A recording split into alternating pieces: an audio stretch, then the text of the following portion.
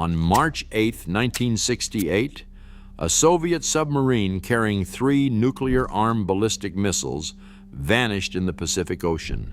98 men, 3 one-megaton warheads gone. The Soviets searched for 2 months and found nothing. But the Americans found it.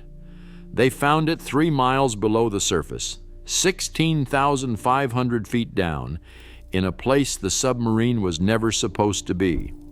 And 6 years later, the CIA built a 600-foot ship, hired Howard Hughes as a frontman, and tried to steal it off the ocean floor. What they pulled up changed the Cold War. What they left behind might rewrite it. The submarine was called K-129. It was a Golf II class diesel-electric boat, one of the Soviet Union's most capable ballistic missile submarines assigned to the 15th Submarine Squadron out of Kamchatka. Its commander was Captain First Rank Vladimir Kobzar. On February 24, 1968, Kobzar took his boat out of port on what should have been a routine patrol. The submarine dove into deep water, conducted a test dive, radioed in, and headed for its assigned station in the North Pacific. It was supposed to check in again when it crossed the 180th meridian. It never did. By the 3rd week of March, the Soviet Navy declared K-129 missing and launched the largest submarine search operation in its history. Dozens of ships and aircraft swept thousands of square miles of ocean. They found absolutely nothing, but someone else was watching. The United States had something the Soviets did not: a network of deep ocean acoustic sensors originally designed to detect nuclear detonations. Those sensors had recorded 2 massive underwater explosions on March 8th, 9 minutes apart. The Navy knew roughly where the submarine had died, so they sent the USS Halibut, a nuclear spy submarine equipped with a 12-foot towed camera system built to survive crushing depths, to find the wreck. Halibut spent weeks dragging that camera across the ocean floor, 3 miles down in total darkness. And then she found it. Over 20,000 photographs of K-129 sitting upright on the seabed, broken but largely intact. The photos were sent to the CIA, and what the analysts saw changed everything. There was a strong probability that a nuclear missile in the number 3 launch tube was still intact. The code books might be recoverable, the encryption machines, the torpedo warheads. Everything the United States had spent decades trying to understand about Soviet submarine technology was sitting in one place, 16,000 feet below the Pacific. But here is the part that made the intelligence community lose sleep. K-129 was nowhere near its authorized patrol route. It was found roughly 1,500 miles northwest of Hawaii, hundreds of miles south of where it should have been. And the boat had 11 extra men on board that no one could account for. In 1970, Defense Secretary Melvin Laird and National Security Advisor Henry Kissinger approved one of the most audacious covert operations in American history. The CIA would build a purpose-built ship to raise an entire submarine from the deepest ocean salvage ever attempted. The previous record was 245 feet.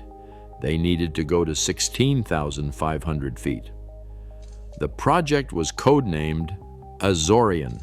Its cover story was deep-sea mining for manganese nodules, and the frontman was Howard Hughes, the most famous reclusive billionaire in America. Hughes was eccentric enough that no one questioned why he would spend hundreds of millions on an experimental mining ship. The vessel was called the Hughes Glomar Explorer, 618 feet long, 70,000 tons.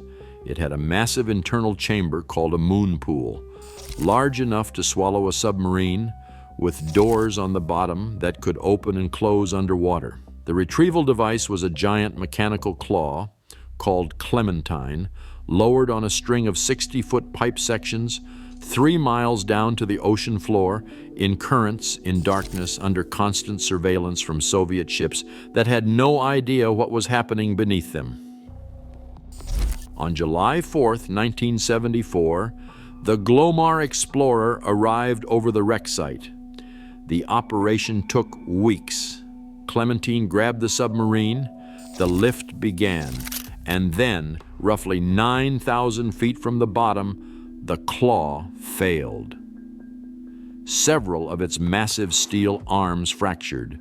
2/3 of the submarine broke apart and fell back to the ocean floor. The section carrying the missile compartment, the conning tower, and the most valuable intelligence was gone.